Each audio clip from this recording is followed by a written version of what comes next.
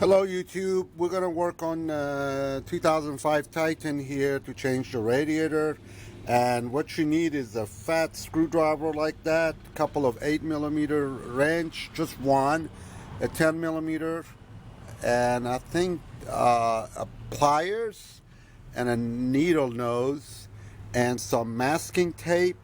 As you see, I use some masking tape, and the way you use this screwdriver is with a broad tip, is you put it on a hose you want to take off like that, and after you move the clamp with your pliers, you simply press these two tabs, push it back, and then put your screwdriver here and make a twisting motion like that, and that will push the hose outward and it will make your life easier. If the hose did not come out, you need to move it left and right, and pull out. Now, in order to work on change the radiator, is first you get this cap off. Make sure the temperature is in cold. That the way you find out if you can hold it, you for 10 seconds, then it's cold. Then you move it. Then you go underneath. When you go underneath, you're gonna run into this guy right here, and you open it, and that's your drain plug. This will be on the passenger side. Fluid will come out, you catch it and dispose it correctly, because in our area, I think you can throw it in the sewer system so it can be processed. But I don't know what the laws are in your area. To sum it up, after it's been drained, you will take the upper hose off, which is right here. In the car, location is right here. So you basically, again, put your pliers right here, squeeze this thing, push it back, and then it will come out. You will take the lower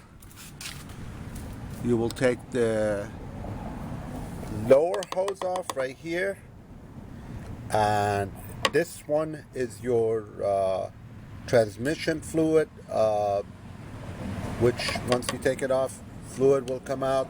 And the trick is you get a couple of big pins and stick on this side. You can put some cloth or paper towel in there, and on the rubber side of it, you get a couple of pins, big pins in it, and then put the clamp back on top of the pen, so the pen can be held securely, and that will stop any leakage. Of course, underneath the car, the first thing you got to do to access all of this is take the splash guard off, which is underneath. There are same as if you're doing an oil change on the car. You take that off. Once you do that, you will have access to the lower part. So transmission fluid on the passenger side really should be taken off from the upper side, which is located right here. That's where the transmission fluid goes in. Now, I made a mistake. I did it from here and the bottom, which is not a big deal. Extra 10 seconds. Other things you need to do is take this bolt off with this, and just pull this cover up. And when you pull the cover up, you will have access to this 8mm nut that holds this item. And then you go to this side, take this off, take this unit off completely, which requires you to move these and these as well. So this gives you more room. Things you will run into as a problem: A, this part does not move. B, don't mess with this. This does not help you, okay? I took this off, doesn't help you. And another trick is that you tear this plastic right here on both sides, and that will make your life a lot easier because it's hard to hold the plastic and trying to put this little booger in right here, this nut. And you see that I put some tape on it to secure it so it wouldn't fall down, and then I'll put it back in. So, and what that is, this particular item is a bracket that holds your uh, air conditioning radiator securely on the top. And let me think. This bolt needs to come out on both sides. So there's one here. We use tape again to secure this screw here, and so it wouldn't fall down. If you find two big pieces of metal on the bottom of your car, it looked like an L, and it has the word, I think, M6 on it, and you don't know where it goes. What it is that's where it goes, right here. We had trouble figuring out what that doohickey is. The M6, kind of like an L-shaped brackets, are to hold the upper part of the air conditioning cooler. This particular vehicle has several coolers. You got your automatic fluid cooler, you have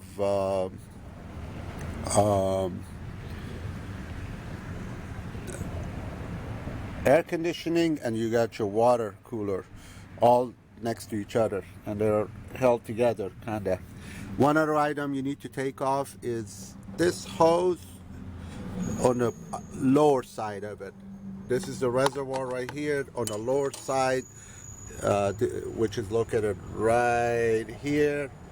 I don't know if you can see it. Right here, I took it off, and fluid will come out of there, out of this tank, out of the tank reservoir. So that needs to come out. And now this plastic cover, if you go underneath the car, part of it will come out. There's clips and slides that make it come out. You can see other videos related to Nissan that show that clearly. And what's holding it is this bolt on either side, one on left, one on right. Here's the bolt, and then underneath it just slides in. But you do need to take the lower part out, go underneath the car, and pull the bottom section apart to make it easier to go back and forth. What other thing we had to do? Let me see. The booger was to put these bolts on. I took the fan off. Real easy job. But putting the bolts back on is a pain, which I will talk about in detail how to do that. And for now, I will tell you that I put masking tape on my, I think it was a 10 millimeter, if I recall, close-in wrench, and I put the nut on it so the nut could not fall, kind of like worked like a magnet, and held the nut there. Then I put my wrench right here, and I moved it clockwise as I was moving the fan. So the wrench was pushing the nut in, helped by the masking tape, and I would move the fan and I moved my wrench with it in tandem, and eventually that worked. One other trick we used is we use this particular screwdriver to push against the nut as we turned the wrench. But I took the fan off. Once I took the fan off, it made the life much easier because that radiator just came out real quick.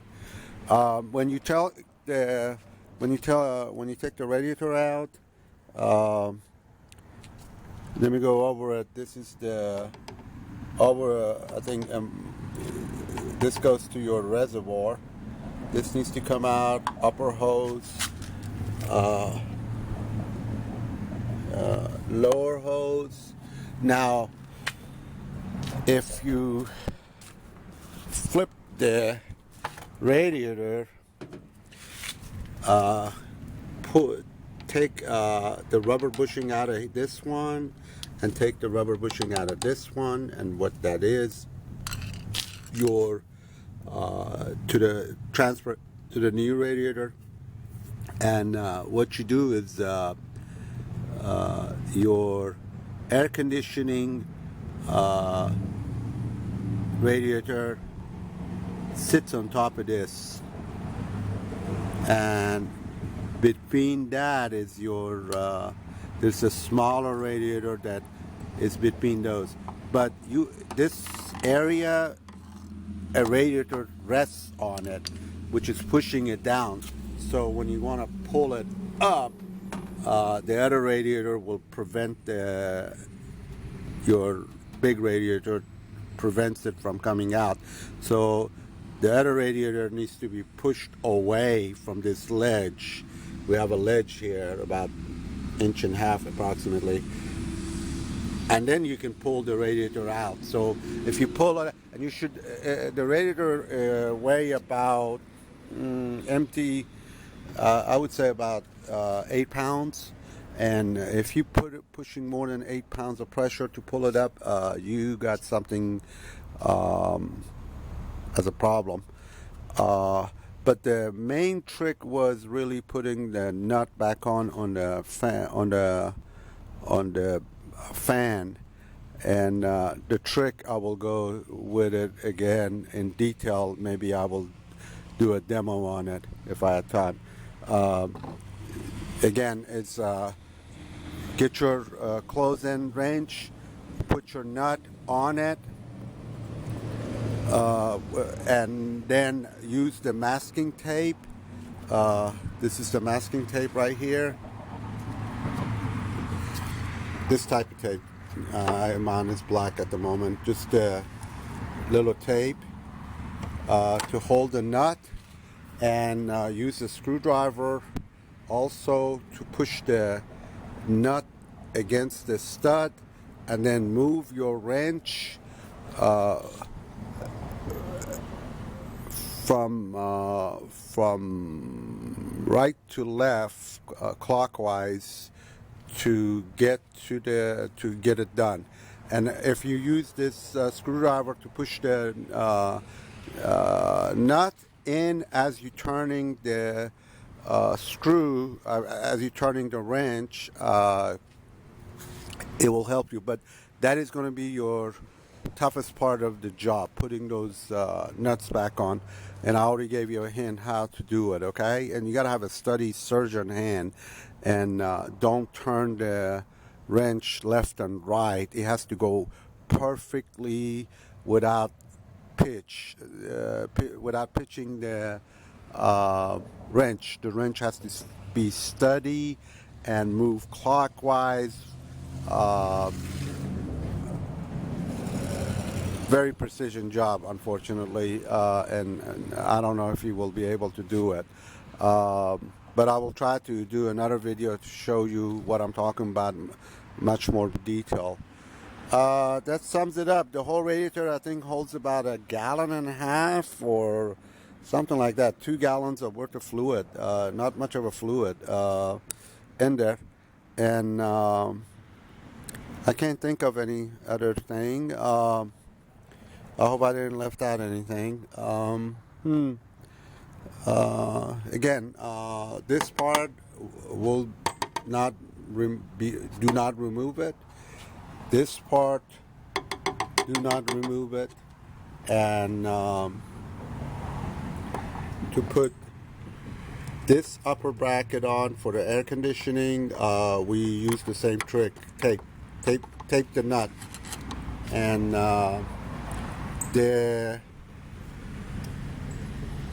The smaller radiator, which is automatic transmission, the nuts have to go in first before you install the radiator. I mean, when you put the new one in, put the nut on it, so you can get it done easier.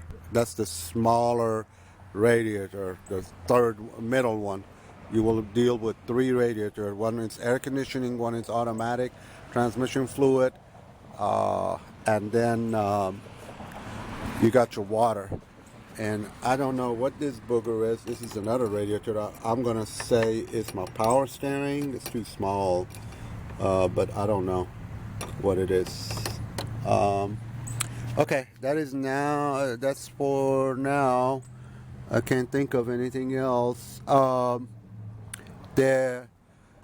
The shroud, the plastic cover that covers the fan goes first. No, correction. The fan goes first, then the shroud. Well, the radiator goes first, then the fan will go next, then the shroud. And the shroud needs to be broken to two pieces on the lower part of it, the closest to the ground. It's a half moon that comes out of it and makes it a lot easier to work on. Well, guys, good luck. I will try to give you some detail on how to put the nut back on the fan in the second video that I will attach to this video. I hope this helps somebody, because there's no thing on YouTube about Titan. Good luck. Okay, YouTube, we're going to demonstrate what technique we use to put the bolt back on the fan, which is very difficult. What we did is right here. We put the nut on the wrench. We put some tapes on it. Now, this will prevent the nut from falling and creating problem, okay? Also, what we did is we used anything flat, such as the screwdriver, pressed against here to prevent you from rotating the wrench by accident. So if you do this, it will prevent you. You can use a stick, you can use this nice screwdriver. And then what you do is you move it clockwise to tighten. And we're going to pretend this this target is what we're going to put this nut in, with or without the screwdriver. I'm going to attempt without the screwdriver. So you start from here, the furthest back, you press it here. When you're working on a Titan, you move your hand like this and you move the fan with it. As you move the fan with it. You can even use the fan as a brace to make sure you don't rotate the wrench as you're turning, because you have to do a precise on the money turn, okay? And you got 4 of them to do. Somehow when I went underneath the car, I was able to do a better job. One of the nut has to be done from underneath. But anyway, this is the trick I used to hold the nut, and then I went in like this, rotate till the nut grabbed, okay? It wasn't that difficult. I think we spent 30 minutes putting 4 nuts on. It's not easy, but it's not that difficult. So do it like that, and if you brace it with another subject, like a stick or a screwdriver, it will prevent you from rotating. This thing is moving too much, so I don't know if I can get it done on a demo. Yours is a little bit easier than what I got right now. Hey, I think it grabbed. Did it? Anyway, that's the idea. Good luck. Okay, guys, on a final note, if you call your library, which I did here in the United States, I was able to look up the Chilton online. It gave me a couple of hints, not too much, but gave me a couple of hints. Be aware that your the coolant is toxin to dogs and cats, so don't set them around. They will drink it and die. Don't pour it down the ground because it will get to the fish eventually with the rain and all that. It will kill the fish. And don't get it on your belt because it damages the belt. You also need to be aware that you should wear safety glasses when you go underneath the vehicle because there will be fluid, dirt, and oil dropping in your eyes possibly. And when you're dealing with uh, the radiator for the coolant for the air conditioning is, I believe, is under high pressure. So if you puncture it, if you're not wearing a safety glass, you may get that in your eye, which is no good. Um, but that sums it up. And taking everything out, you can do it alone. But putting back the radiator, you do need somebody to help because you got to get the two little tip for the air conditioner to go in that little hole. Then you gotta get before that you get the radiator for the air conditioning to go in two holes on the side of the radiator. Then the radiator pops into two holes also to stabilize it. Then on the top, the radiator for the air conditioning has a M6 bracket that I use some tapes to hold it and stabilize it. And for your radiator that carries the coolant, there are two bolts that hold it on the top. So they are supported on the top and the bottom so they cannot go forward and backward. Don't forget to do that. The M6 bracket that you will find on the ground possibly belongs to the air conditioning on the top part of it. Good luck.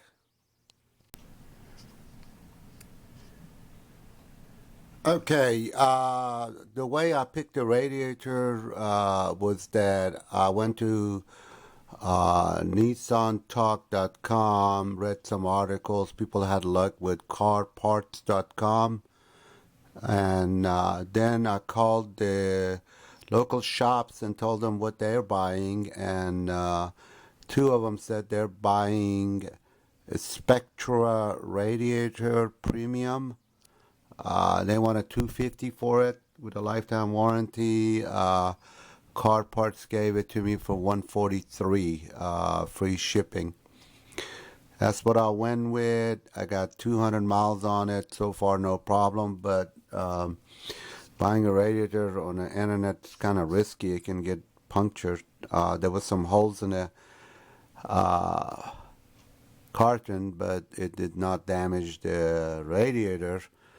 They had packed it real good. But anyway, it took 8 days for it to come in. So you can save 100 by taking an extra risk. Or you can buy it from a local shop and put it in. Talk to you later. Good luck.